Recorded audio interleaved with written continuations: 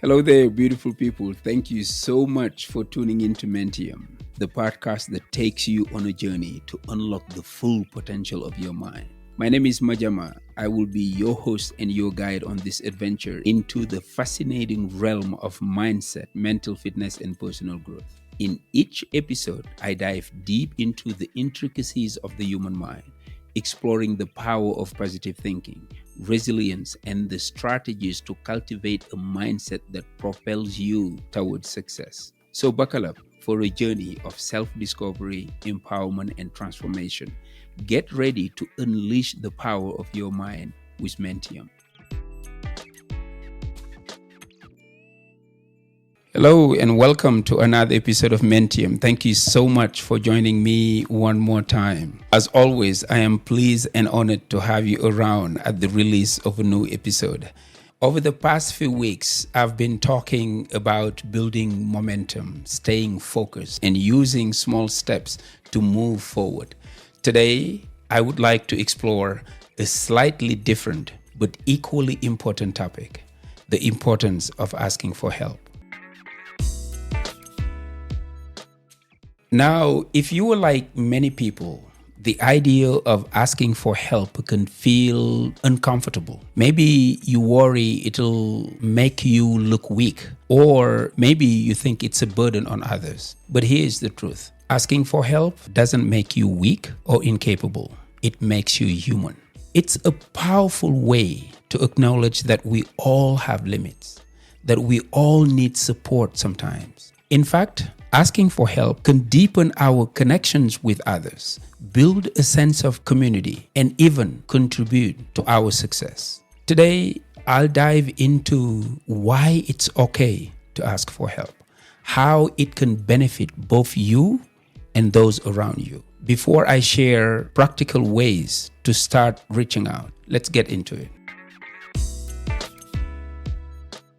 To explore the human need for support, let's start by looking at why so many of us find it hard to ask for help. We live in a world that often values independence and self-sufficiency. So asking for help can feel like admitting weakness or failure. But the truth is, no matter how much knowledge we have or how much we possess, there will always be things we don't know or we don't have. Think about it. There isn't a single person who knows everything or has everything. We are all constantly learning, growing, and adapting, which means there will be times we need help. And that's okay. Asking for help simply makes us human. It reminds us that we are part of something bigger than ourselves. When we ask for help, we're actually tapping into a long tradition of connection and support. Throughout history, people have relied on each other to achieve things they could not accomplish alone. So the next time you were hesitant to ask for help, remember, you are not the first person to need support, and you certainly won't be the last.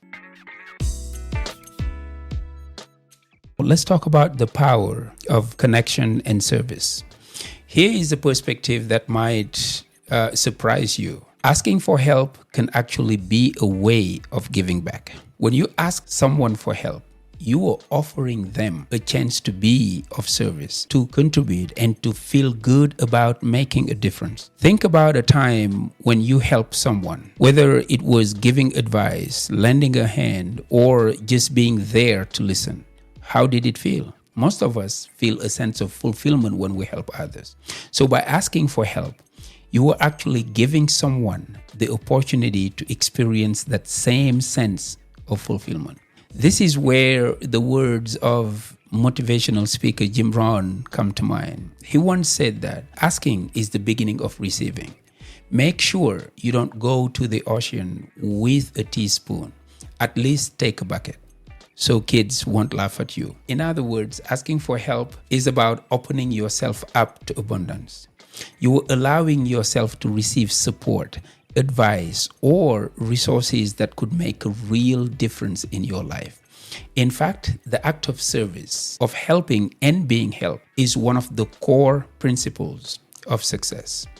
The more we give, the more we receive. And this cycle of service creates a strong foundation for both personal growth and achievement.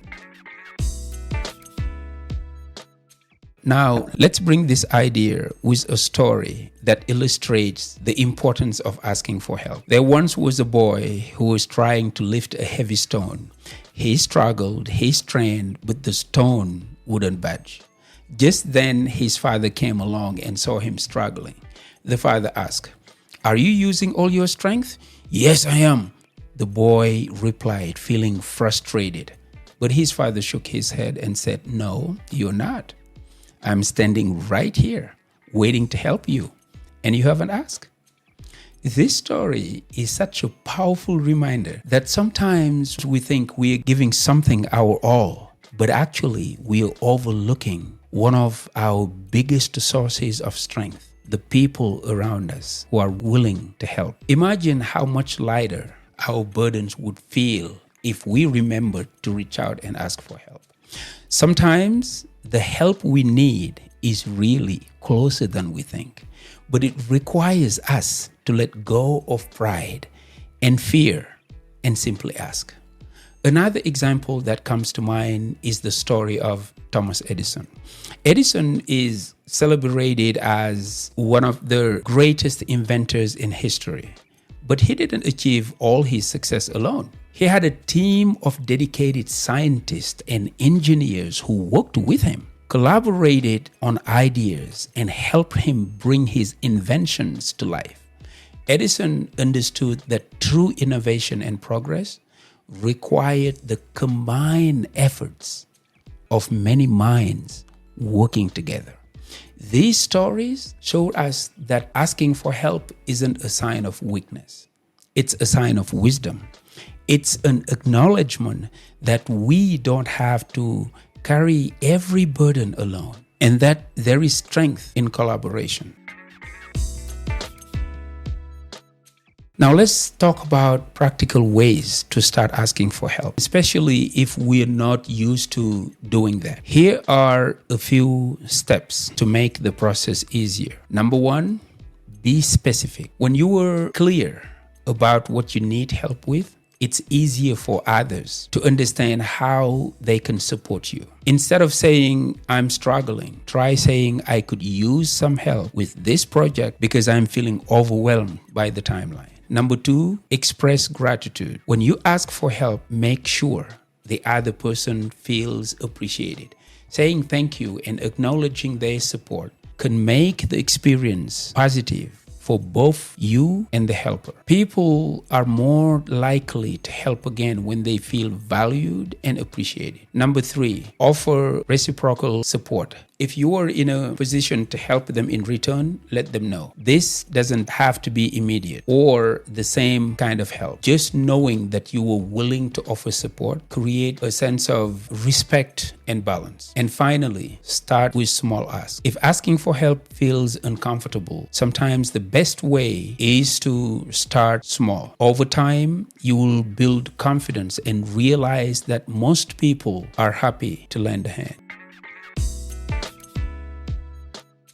Let's look at the big picture as we wrap up today's episode. Remember that asking for help is not about admitting defeat. This is not war or a competition. It's about acknowledging our humanity. It's about recognizing that we are all part of a larger community.